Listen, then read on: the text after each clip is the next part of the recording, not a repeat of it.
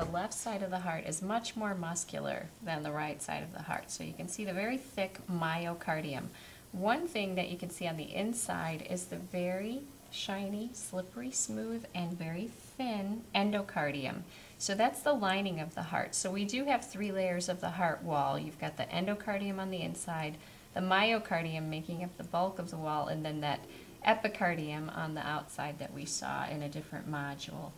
Up above we can see the left atrium is opened up. You can see a little bit of that pectinate muscle in here, and the vessels that are returning blood to the left atrium, and you can see this large opening right here. This is where the pulmonary veins connect with the left atrium. So any of the large holes that you find coming to the left atrium will be the pulmonary veins. In the floor of the left atrium then we have another AV valve, just like we saw in the right side of the heart. This is going to be your left AV valve or your bicuspid valve. It has strings attached, just like we saw over on the right side. These are the chordae tendineae. They are attached to large papillary muscles below. So you have that same kind of anatomy that you had with the right AV valve. And then down here we have some very nice fleshy elevations of myocardium. That's going to be your trabeculae carni, like we saw on the right side.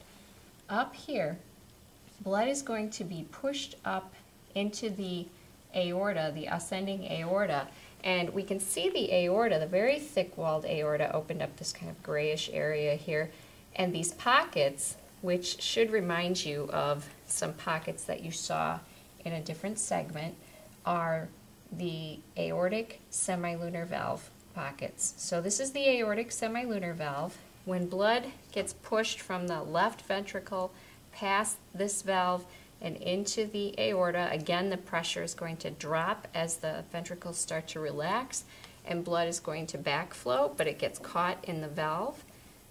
Looking inside that aorta again and looking above the aortic semilunar valve, you can see a little dimple. I'm going to put the probe in it right there. That's the opening to the coronary artery. The other one is right there. But the openings to the coronary arteries, these are the first branches off of the aorta. They are very important branches because they serve the myocardium. They send oxygenated blood to the myocardium. So when looking for those openings to the coronary arteries, you always want to look above the aortic semilunar valve.